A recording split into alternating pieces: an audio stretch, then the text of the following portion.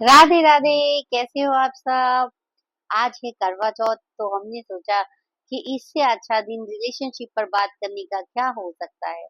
हम सब एक पार्टनर के साथ रहते हैं, एक फैमिली के साथ रहते हैं, और हमारी लाइफ में बहुत सारे रिश्ते होते हैं जिनमें कहीं ना कहीं कुछ ना कुछ प्रॉब्लम होता है कि वो मेरी बात नहीं मानता, वो मेरी बात नहीं सुनता, मैं कैसे करूं।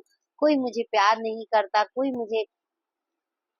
तो करना क्या है कि अपनी रिलेशनशिप को हम कैसे हील करें, अपनी रिलेशनशिप को हम कैसे इम्प्रूव करें, और कैसे हम एक अच्छा एक्सपीरियंस अपनी लाइफ में कर पाए, कैसे हम अपनी लाइफ में लव को अट्रैक्ट कर पाए, उसी पे आज हम बात करने वाले हैं।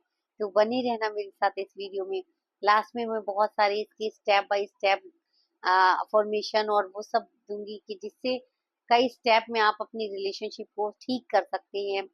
तो होता क्या है कि रिलेशनशिप के बारे में हम जैसा फील करते हैं, जैसा सोचते हैं, जैसा बिलीव करते हैं, और उसी के अकॉर्डिंग हम एक्शन लेते हैं, तो वैसे ही रिलेशनशिप हम अपनी लाइफ में अट्रैक्ट करते हैं।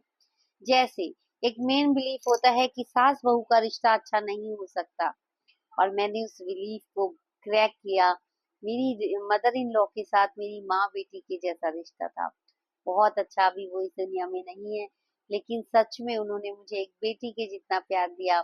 आज भी उनको याद करके मेरी आंखों में आंसू आ जाते हैं। तो ऐसा नहीं होता, क्योंकि कहीं ना कहीं हमारे दिमाग में बिलीफ होता है कि सास कभी माँ नहीं बन सकती। एक एवरग्रीन वो लाइन है ये, जो बोलते हैं सभी लोग कि सास कभी माँ नहीं बन सकती। तो एक ये बिलीफ हमारे दिमाग में बैठ गया है, और उसी बिलीफ को लेके हम काम करते रहते हैं। लेकिन जब हम इस बिलीफ को तोड़ते हैं, जब हम इस बिलीफ को कहते हैं कि नहीं, सबके साथ ऐसा नहीं होता, सब ऐसे नहीं होते, तो आप उस बिलीफ से अलग कुछ एक्सपीरियंस अपनी लाइफ में कर सकते हैं। मैंने किया है, आप भी करके देखना।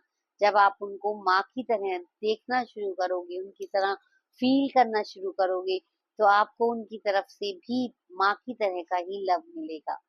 क्योंकि हम सब एक एनर्जी से बने हैं, और सबकी एनर्जी फ्रीक्वेंसी होती है। एनर्जी की एक फ्रीक्वेंसी होती है, और हर एक व्यक्ति में पॉजिटिव और निगेटिव दोनों ही एनर्जियां होती हैं। पॉजिटिव और नेगेटिव दोनों एनर्जी होती है। अब डिपेंड करता है कि आपकी रिलेशनशिप किसी के सामने वाले से कैसी है, तो आप उसके बारे में कैसी एनर्जी रखते हो। आपके पास भी दोनों है और सामने वाले के पास भी दोनों है। तो अब जब आप सामने वाले को निगेटिव एनर्जी भेजोगे, तो आप उसकी निगेटिव एनर्जी को अट्रैक्ट करोगे। आप पॉजिटिव एनर्जी भेजोगे, तो आप उसकी पॉजिटिव एनर्जी को अट्रैक्ट करोगे। तो करना क्या है, किसी भी अगर रिलेशनशिप को अच्छा करना है, तो पहले उसके बारे में लिखिए कि आप क्या फील कर रहे हैं, कैसा सोच रहे हैं, कैसा बोल रहे हैं, और कैसा एक्शन ले रहे हैं। क्योंकि जो हमारे एक्शन होते हैं, वो हमारे थॉट्स, बिलीव और एक्शन, फीलिंग, थॉट्स और बिलीव के अकॉर्डिंग होते हैं। जैसे अगर हम किसी के लिए अच्छा नहीं सोच रहे, तो उसके लिए हमारे मुंह से अच्छे शब्द भी नहीं निकलेंगे। राइट? जैसे हम कंप्लेन करते हैं कि बॉस हमें पसंद नहीं करता, बॉस हमारी कभी तारीफ नहीं करता, तो आपने कभी सोचा है कि आप बॉस के लिए क्या बोल रहे हो, आप बॉस के लिए क्या सोच रहे हो, और कैसा फील कर रहे हो। तो आप जो फील कर रहे हो, वही सेम रिएक्शन आपको रिसीव हो रहा है, वही सेम फ्रीक्वेंसी आप अट्रैक्ट कर रहे हो। तो आप अपनी फीलिंग बदल दो, तो सामने वाले से भी पॉजिटिव फीलिंग्स आपको मिलने लगेगी। जैसे ज्यादातर महिलाएं कंप्लेन करती हैं कि मेरे पति मुझे टाइम नहीं देते, तो आप जो बोल रहे हो, आप वैसे ही वाइब्रेशन उनको भेज रहे हो। नतीजा क्या है कि आप वैसे ही फ्रीक्वेंसी अट्रैक्ट कर रहे हो, वो टाइम नहीं देंगे, कभी भी नहीं देंगे। जब तक हम किसी भी सिचुएशन को, किसी भी रिलेशनशिप में कंप्लेंट करते रहेंगे, क्रीपिंग करते रहेंगे, और उसको, उसकी कमियां ही देखते रहेंगे, तब तक आप किसी भी रिलेशनशिप को अच्छा नहीं कर सकते।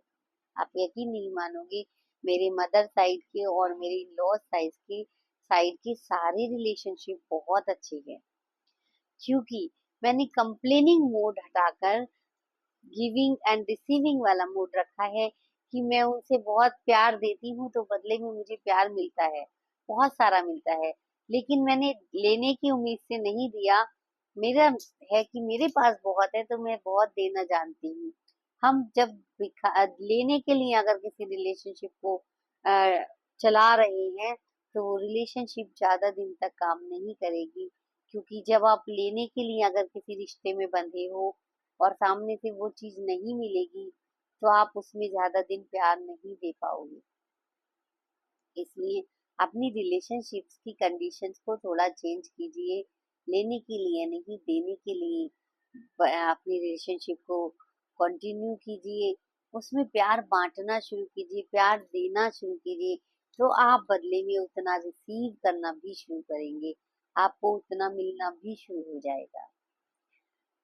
तो सबसे पहले क्या है, नंबर पॉइंट वन क्या हुआ कि जो लिमिटिंग बिलीफ है, जो ओल्ड बिलीफ है, उनको हटा दीजिए कि सारे रिश्ते ऐसे ही होते हैं, दुनिया मतलब ही है। हम खुद ही बोलते रहते हैं निगेटिव बिलीफ।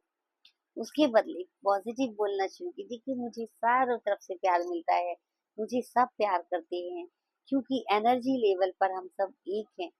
जब हम अपने आप को प्यार करते हैं तो हम सबको प्यार कर सकते हैं और सभी हमें प्यार कर सकते हैं। अगर कोई नहीं भी करता तो वो उसकी कंडीशन है, हमारी नहीं। वो उसका वे ऑफ लिविंग है, वे ऑफ थिंकिंग है, तो उसको ऐसे ही एक्सेप्ट करो। हमारा नेचर क्या है? हमारा नेचर प्यार बांटना है, हमारा नेचर देना है। तो हम जब अपने नेचर में रहते हैं, अपने स्वभाव में रहते हैं, तो हमें चारों तरफ से प्यार मिलता है। अगर कहीं से नहीं भी मिलेगा तो हमें प्रॉब्लम नहीं होती। हम अपने लाइफ को बहुत अच्छे से जी सकते हैं, हम अपनी लाइफ को बहुत आसान बना सकते हैं। जैसे बॉस के बारे में सबको कंप्लेंट होती है कि हमारी तारीफ नहीं होती है, मैंने बात कर रही थी अभी। तो हम क्या करते हैं कि बॉस के बारे में भी तो ऐसे ही सोचते हैं, अरे इन लोगों से तो बस ये सोचते हैं एम्प्लॉय को निचोड़ लो, काम करा लो, ये कर लो, वो कर लो। मेरे ऑफिस में भी बहुत अच्छे रिलेशन है, क्योंकि हम सबकी जब थैंक यू बोलना, ग्रेटिट्यूड करना शुरू करते हैं तो हमें ग्रेटिट्यूड एक पॉजिटिव स्टेट ऑफ माइंड में ले जाता है, पॉजिटिव फ्रीक्वेंसी में ले जाता है, और पॉजिटिव फ्रीक्वेंसी को ही अट्रैक्ट करेंगे। तो अपने रिश्तों में ग्रेटिट्यूड देना शुरू कीजिए, धन्यवाद करना शुरू कीजिए। उनकी अच्छी कुछ कमियां होंगी मे बी, लेकिन जो अच्छी चीजें हैं उनको नोटिस करना शुरू कीजिए। उनके लिए थैंक यू बोलना शुरू कीजिए, उनके लिए उनको प्यार करना शुरू कीजिए कि कोई बात नहीं, दो कमियां हैं, क्योंकि जब हम किसी से प्यार करते हैं तो उसकी अच्छाई बुराई दोनों को एक्सेप्ट करते हैं। हम लोग करते क्या है, अपने पार्टनर को चेंज करना चाहते हैं। क्यों चेंज करना? अपने पार्टनर को चेंज क्यों करना? क्योंकि वो हर भगवान ने हर किसी में कुछ ना कुछ यूनिक क्वालिटी दी है। जैसे कि फीमेल इमोशनल होती हैं, ज्यादा बातें करना पसंद करती हैं, अपने आप को एक्सप्रेस करना पसंद करती हैं।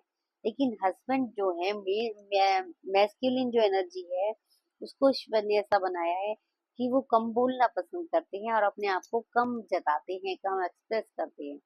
अब हम क्या एक्सपेक्ट करते हैं हस्बैंड से कि हमारी तरह वो भी अपनी फीलिंग शेयर करें, लेकिन ये उनका नेचर नहीं है।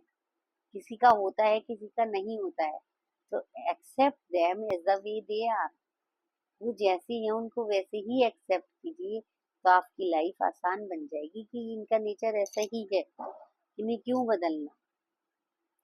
कुछ चीजें मेरे हस्बैंड को पसंद नहीं है लेकिन मुझे पसंद है तो मैं अपने लिए करती हूँ। कुछ चीजें उनको पसंद है तो वो अपने लिए करते हैं। एक दूसरे को स्पेस देना शुरू कीजिए, क्योंकि जब हम एक दूसरे की लाइक डिसलाइक को पसंद नहीं करते, उनको क्रॉस करना शुरू करते हैं, उनको बदलना शुरू करते हैं, वहीं से झगड़े शुरू होते हैं। तो कुछ चीजों में एक दूसरे को स्पेस दीजिए, रेस्पेक्ट दीजिए और सहयोग भी कीजिए, क्योंकि हस्बैंड वाइफ का जो रिश्ता है वो दो पहियों की गाड़ी के समान है। और जब गाड़ी में बैलेंस होता है तो गाड़ी बहुत अच्छी चलती है। अगर फीमेल को ज्यादा दबाया जाएगा तो भी बैलेंस नहीं बनेगा, हस्बैंड को ज्यादा परेशान किया जाएगा तो भी बैलेंस नहीं बनेगा। जब हम दोनों साथ मिलके काम करेंगे तभी बैलेंस बन पाएगा।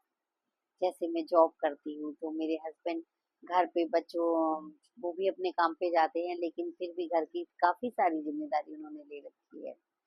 तो मतलब जब हम दोनों एक-दूसरे को सपोर्ट करके आगे बढ़ेंगे, तभी हम आगे बढ़ पाएँगे। अगर एक-दूसरे की कमियाँ निकालते रहेंगे, एक-दूसरे की बुराई करते रहेंगे, एक-दूसरे से लड़ाई झगड़े में ही एनर्जी वेस्ट करते रहेंगे, तो हम आगे कैसे बढ़ पाएँगे? और अपने रिलेशनशिप में प्यार को मेंटेन करने के लिए क्या करना है कि अपने रिलेशनशिप में कुछ रिचुअल्स बना के रखो कि जैसे हम लोग शादी के शुरू के दिनों में करते हैं, वैसे ही कुछ ना कुछ हैबिट्स ऐसी डाल के रखो कि हम लोग साथ में खाना खाएंगे, या हम लोग साथ में बैठ के इतना टाइम बात करेंगे, या इतना टाइम हम साथ में स्पेंड करेंगे। तो कुछ ना कुछ ऐसी हैबिट्स बना के रखो जो आपकी लाइफ में प्यार को बनाए रखें, आपकी लाइफ में एक हैप्पीनेस को, हार्मनी को बनाए रखें। तो हम जैसे अभी भी मैं ऑफिस से आती हूँ तो म्यूजिक चलाते हैं, कभी कभी डांस करते हैं, मस्ती करते हैं। मतलब अपनी रिलेशनशिप में हैप्पीनेस को क्रिएट करते रहो, जैसे हम लोग शादी के शुरू के दिनों में करते हैं। तो ऐसे ही अगर आप अपनी रिलेशनशिप में हैप्पीनेस को बनाए रखोगे तो प्यार बना रहेगा। मेरी शादी को 17 इयर्स हो गए हैं, लेकिन अभी भी हमारी जो रिलेशनशिप है वो बहुत अच्छी है और बहुत अच्छे लेवल की है। तो अपनी लाइफ में प्यार बनाए रखिए और एक दूसरे को एक्सेप्ट करिए वो जैसे भी हैं। बदलने की कोशिश नहीं करिए, जब हम बदलते हैं तभी प्रॉब्लम स्टार्ट होती है।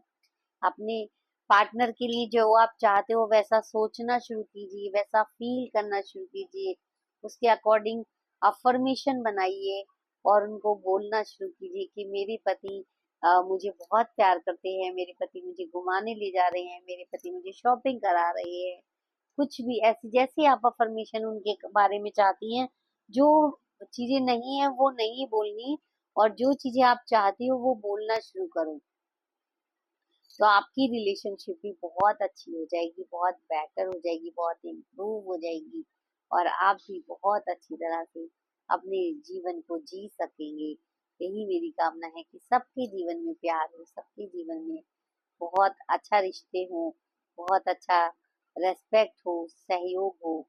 एक दूसरे को बहुत अच्छे से हम रेस्पेक्ट करें, सहयोग देते हुए अपनी इस जीवन गाड़ी को आगे बढ़ाएं, तो बहुत बहुत अच्छा होगा।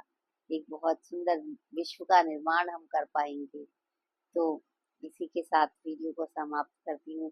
अपनी अफर्मेशन बनाना, अपने ग्रेटिट्यूड करना शुरू करना, अपने पति को जो भी अच्छाई है उसको धन्यवाद करना शुरू करो। फिर देखो जो चेंज आप चाहती हो वो भी हो जाएगा। करके तो देखो। कुछ प्रॉब्लम हो तो फिर भी कमेंट करना, मैं रिप्लाई करूंगी। मुझे बहुत अच्छा लगता है आप लोगों के कमेंट को रिप्लाई करना। और सब चैनल को सब्सक्राइब नहीं किया है तो सब्सक्राइब करना, शेयर करना, लाइक करना, और जुड़े रहना मेरे साथ मेरी जर्नी में। Thank you so much, thank you so much.